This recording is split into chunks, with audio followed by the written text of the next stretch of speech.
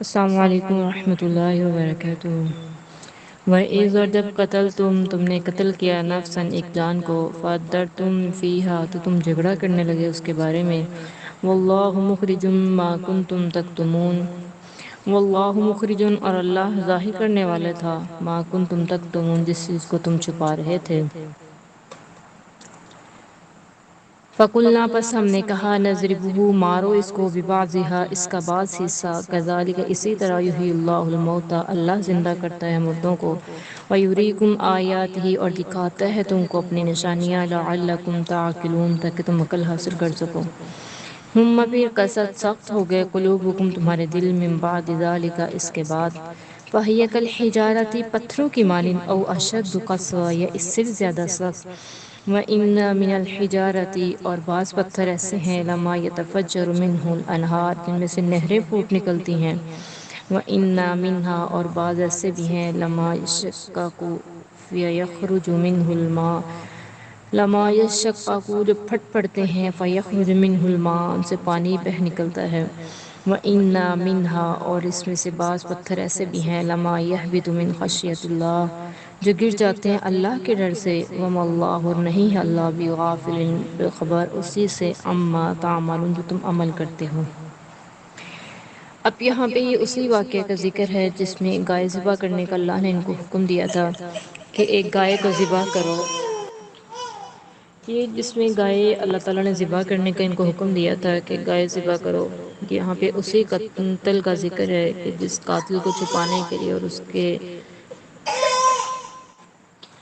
جو چچا نے بھتیجے نے چچا کو قتل کیا تھا کیونکہ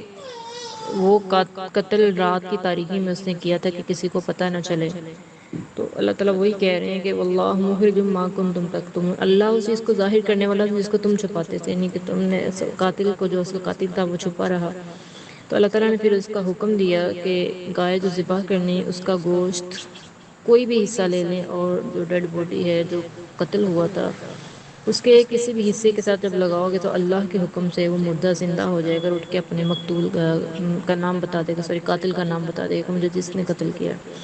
تو ایسا ہی ہوا اللہ کے حکم سے وہ مردہ اٹھا اور اس نے اپنے قاتل کا بتایا کہ مجھے اس نے قتل کیا اور پھر سے دوبارہ وہ مردہ کی حالت میں چلا گیا۔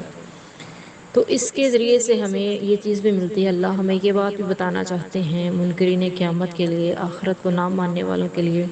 کہ اللہ تعالیٰ اگر دنیا میں دوبارہ زندہ کرنے پہ قادر ہے تو موت کے بعد ابدی موت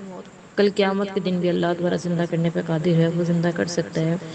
ثم فقلنا نضربه ببعضها كذلك يحيي الله الموتى ويريكم آياته لعلكم تعقلون، فرمایا اسی طرح اللہ مردوں کو زندہ کرتا ہے اور تمہیں اپنی بہت بڑی نشانیاں بھی دکھاتا ہے تاکہ تم عقل حاصل کر سکو، تاکہ تم سمجھ سکو کہ یہ اللہ کی نشانیاں ہیں،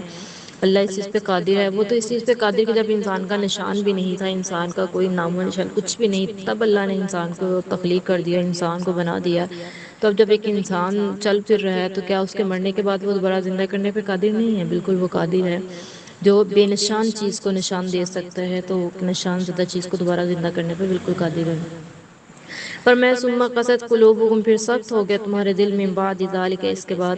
پھر تمہارے دل سخت ہو گیا فہی کالحجارہ پتھروں کی مانند او اشد قسوہ یا اس سے بھی زیادہ سخت، فرمایا کہ ان کے دل پتھروں کی طرح سخت ہو گئے یا پتھروں سے بھی زیادہ سخت، کیونکہ بعض پتھر تو ایسے ہیں جن میں سے پانی کی نہریں پھوٹ پڑتی ہیں، بعض پتھر ایسے ہیں جن میں سے پانی نکلتا ہے، اور بعض پتھر تو فرمایا ایسے جو اللہ کے ڈر سے گر جاتے ہیں، روتے ہیں، ریزہ ریزہ ہو جاتے ہیں، فرمایا ان کے دل تو پتھروں سے بھی زیادہ سخت ہو گئے، نہ تو یہ اللہ کے آگے اللہ کے حکموں سے ڈرتے تھے، نہ اللہ کے آگے روتے تھے، نہ گڑ گڑاتے تھے،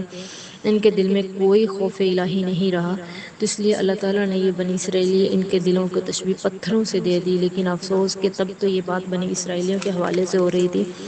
آج ہمارے لیے بھی اس میں سبق ہے کہ ہمارے بھی دل بہت سخت ہو چکے ہیں، ہم اتنے گناہ دن رات کرتے ہیں اور ہمیں اپنے گناہوں پہ کوئی ندامت نہیں ہے کہ ہم گناہ کرتے ہیں، ہم اللہ کے آگے روتے نہیں ہیں، ہماری آنکھیں اس چیز سے خشک ہو چکی ہیں کہ ہم اللہ کے آگے ندامت کے آنسو بہائیں،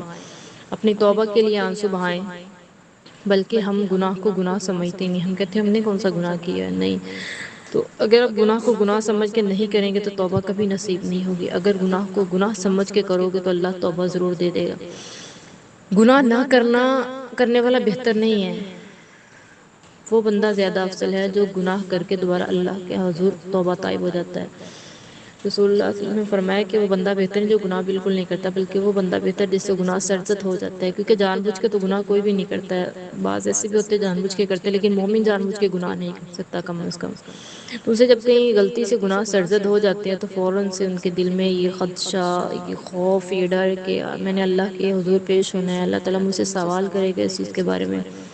میں کیا جواب دوں گا اللہ کو. فوراً سے اللہ کے رونے لگ جاتا ہے، گڑ گڑانے لگ جاتا ہے، اللہ سے توبہ کرنے لگ جاتا ہے، سجدے میں پڑ جاتا ہے. تو فرمایا کہ اس طرح جب ایک مومن کرتا ہے، کوئی بھی انسان جب اس طرح کرتا ہے، پھر ہم اس کو معاف کر دیتے ہیں. لیکن افسوس کہ ہاں آج ہم اس چیز سے محروم ہو چکے ہیں. تو اس لیے اس کا جو جب انسان کا دل پتھر ہو جائے، مردہ ہو جائے، تو اس کے سب سے زیادہ جو سائڈ افیکٹ وہ یہ ہوتے ہیں کہ انسان کو سوچنے سمجھنے کی صلاحیت اس کی اللہ سلب کر لیتے ہیں، ختم کر دیتے ہیں.